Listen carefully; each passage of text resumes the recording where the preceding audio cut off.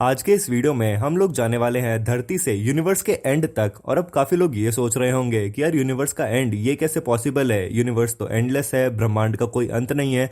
तो मैं बता दूं कि हम लोग ऑब्जर्वेबल यूनिवर्स के एंड तक जाने वाले हैं। अब ये ऑब्जर्वेबल यूनिवर्स क्या होता है, पहले ये जान लेते हैं। देखो, हमारी धरती के साइंटिस्ट और एस्ट्रोनॉमर्स ने जितना भी अपने बेस्ट टेलीस्कोप्स यूज कर स्पेस में झांका है, वो जितनी भी दूर तक गए हैं या उन्होंने अज्यूम करा है अपनी कैलकुलेशंस की मदद से, एकदम एंड में जाके उस पॉइंट को उन्होंने यूनिवर्स का एंड मान लिया है। और धरती से इस पॉइंट तक के डिस्टेंस को रेडियस मानकर उन्होंने एक स्फीयर बनाया है और इसी स्फीयर को कहते हैं हमारा ऑब्जर्वेबल यूनिवर्स। जो कुछ भी इस स्फीयर के अंदर है वो हमारे यूनिवर्स का हिस्सा है, और जो कुछ भी बाहर है वो किसी दूसरे यूनिवर्स का हिस्सा है, जिसे हम पैरेलल यूनिवर्स कहते हैं। एक और चीज जो आपको पता होनी चाहिए ये वीडियो समझने के लिए, वो ये कि लाइट ईयर्स क्या होते हैं। पर अगर किसी को नहीं पता तो मैं फटाफट एक मोटे मोटे तौर पर आपको समझा देता हूँ।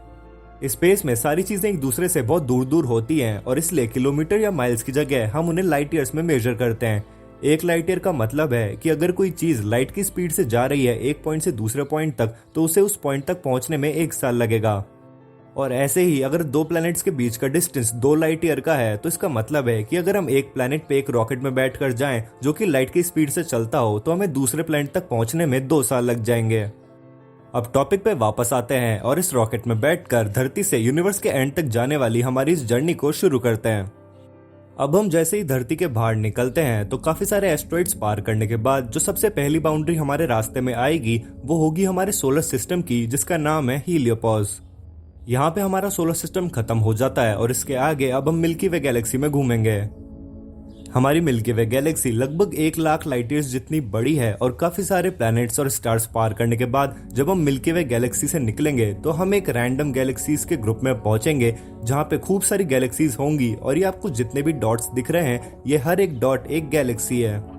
एंड्रोमेडा और ट्रायंगुलम गैलेक्सी ये 2 गैलेक्सीज के नाम है जो कि इसी ग्रुप का पार्ट है, और ये पूरा ग्रुप लगभग 10 मिलियन यानी कि 1 करोड़ लाइट ईयर्स जितना बड़ा है।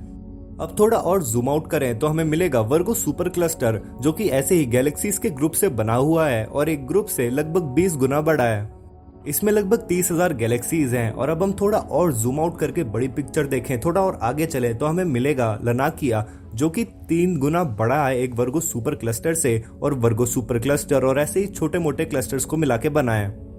इसमें लगभग 1 लाख गैलेक्सीज हैं और बिलियंस में स्टार्स है। और जब हम इसकी भी बाउंड्री से निकलते हैं, जब हम इसको भी पार करके थोड़ा और जूम आउट करें तो हम पहुंचेंगे Pisces sets super cluster complex पे।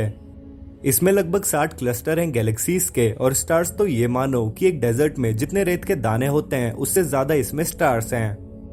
अब यहाँ से भी जूम आउट करके और आगे चलें तो फाइनली हम पहुंच जाएंगे हमारे ऑब्जर्वेबल यूनिवर्स की बाउंड्री पे, जहाँ पे हमारा यूनिवर्स खत्म होता है।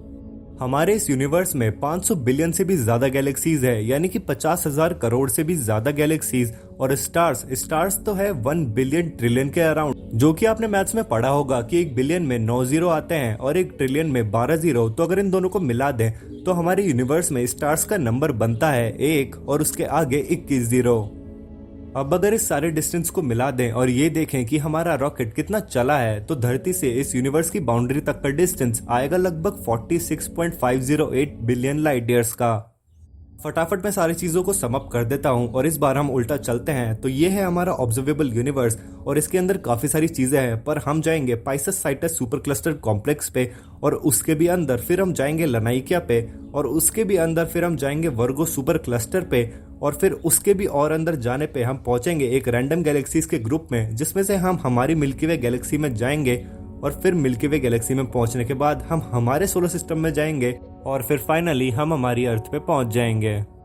लास्टली जाने से पहले एक चीज और बता जाता हूँ, और वो ये कि हमारा जो ऑब्जर्वेबल यूनिवर्स है वो बस एक छोटा सा हिस्सा है यूनिवर्सेस के भी यूनिवर्स में। मतलब इस चीज को इस तरीके से समझो कि अगर तुम एक पूरा ओशियन है, उसमें से एक बूंद निकाल लो, तो वो हमारा ऑब्जर्वेबल यूनिवर्स है, जो कि इस यूनिवर्सेस के ओशियन में बस एक छोटी सी बूंद है। इस वीडियो के लिए इतना ही। See you in the next one.